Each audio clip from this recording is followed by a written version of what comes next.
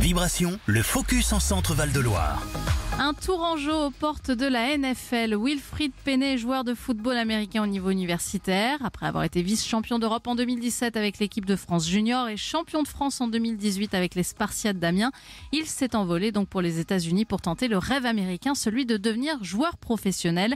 Les débuts n'ont pas été simples. Âgé de 17 ans à l'époque, Wilfried intègre un lycée américain du Connecticut et a dû se confronter à la barrière de la langue. Ça a été dur, surtout au niveau de la langue. Pas se mentir, je parlais très peu anglais à la base. Je connaissais les bases qu'on nous apprend en France, mais voilà quoi. Une conversation, je pouvais pas l'assumer.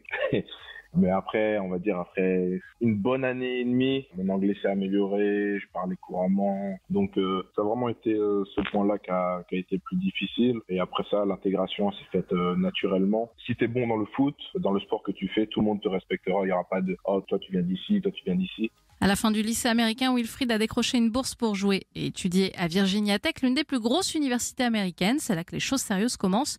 Le Français se donne 2 ans pour être recruté ou drafté par la NFL et devenir joueur professionnel. Pendant la saison, des recruteurs vont venir, qui vont regarder comment vous entraînez. Et ensuite, du coup, dès que la saison est finie, on a cette phase de préparation pour soit, du coup, les combines. C'est la NFL qui vous invite à participer à une journée test. Ou sinon, il y a ce qu'on appelle les Pro Day. Chaque université a son Pro Day. Et du coup, là, vous avez les coachs NFL, les recruteurs qui viennent vous voir en plus. Dès qu'on a fini, entre guillemets, les entretiens, les tests, etc., il y a ce qu'on appelle, du coup, la draft. C'est un long parcours et même quand on est drafté, c'est même pas encore sûr qu'on soit dans le roster définitif de la saison.